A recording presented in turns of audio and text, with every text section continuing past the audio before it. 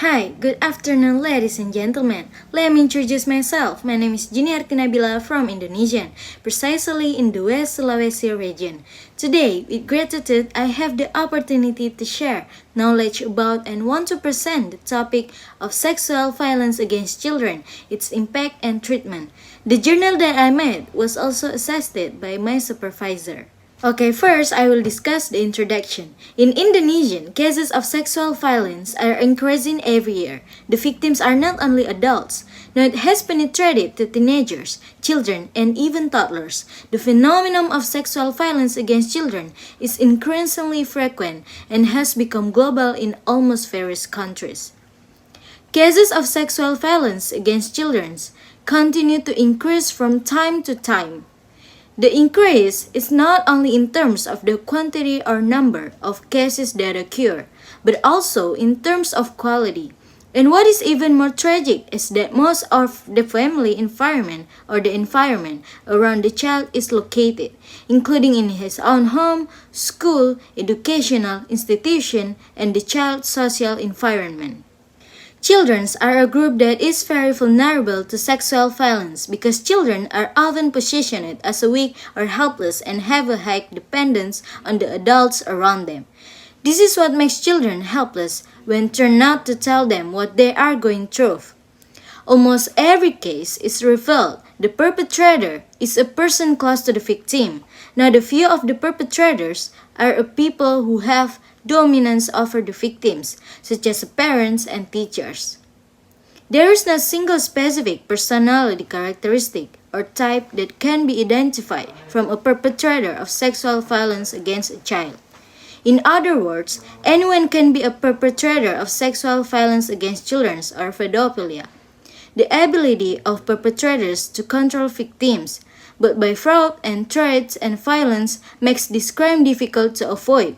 Although cases of sexual violence against children, it is only revealed after the incident occurs, and not a few have a fatal impact. Sub-discussion 1.1 Constitution on Child Justice. The definition of a child in Article 1 Paragraph 1 of Law Number 23 of 2002 concerning juvenile justice. A child is a person who is not yet 18 years old, including a child who is still in the womb. Meanwhile, the definition of a child protection according to Article 1 Paragraph 2 of Law Number 23 of 2002 concerning child protection. Child protection is all activities to guarantee and protect children and their rights so that they can live, grow, develop, and participate optimally in accordance with human dignity, as well as get protection from violence and discrimination. Forms and cases of sexual violence against children. The first, it can occur in the family, school, or community environment. The second, the perpetrator is often the closest person such as parents, teachers, or other family members.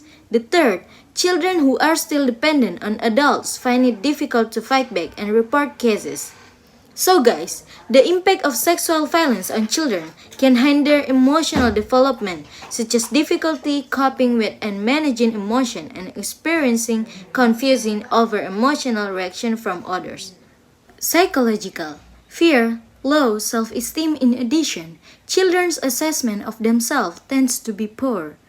Abused children show low self-confidence and low self-esteem, and experience social developmental barriers tend to be limited to others who have feelings of inferiority similar to their own. Excessive anxiety, depression, acts of violence experienced by the child will cause stress, and if this stress is not treated immediately, it will develop into a suicide attempt, even PTSD. Social. Difficulty establishing social relationship and prone to discrimination. Children who experience violence tend to feel useless, become quiet, isolate themselves, and cannot get along, thus affecting the social development of children who have difficulty establishing relationship with their peers. The third is physical. Injuries, health problems. Children who experience violence also feel afraid, often experience nightmares and experience anxiety accompanied by pain and the risk of sexually transmitted diseases. And the last one, it's behavior. Risk of deviant behavior such as drug abuse, alcohol, or aggressions. Prevention and treatment. Every child has the right to protection. Child protection efforts must be provided comprehensively, not for the benefit of groups or groups of children. The efforts given are carried out by considering the best interests of children by remembering their right to live and develop, and still respecting their opinions. The first of prevention and treatment, it's the role of the family is the simple step. Parents must be sensitive to change in children's behavior and provide education from an early age about self-protection. The second is the role of the community. While in handling sexual violence against children, there needs to be community participation by paying attention to the prevention aspect involving citizens and also involving children, which aims to provide protection to children, building collective awareness to protect children and encouraging case reporting.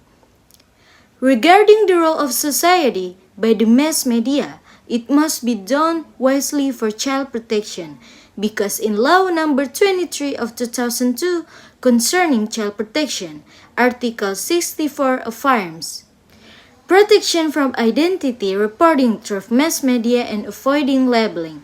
This means that in this case, the community must help restore the victim's mental condition. The third is the role of the state in this case. The government is the party that is fully responsible for the interests of its people, including in this case, to ensure the future of our children as the next generations. Therefore, the government is responsible for protecting its citizens from victims of sexual violence against children.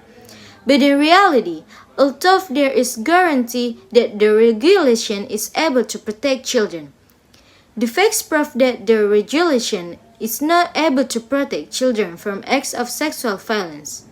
Therefore, efforts that must be a high priority to protect children from acts of sexual violence are through the legal reform. The first legal reform that must be carried out is to transfer the legal paradigm, law enforcement, victim rehabilitation, and public education to prevent and handle sexual violence against children. Conclusions. Sexual violence against children is a serious threat that requires a systematic approach. It takes synergy between families, communities, and the government to prevent and handle these cases effectively to protect children from the long-lasting adverse effects. Thank you.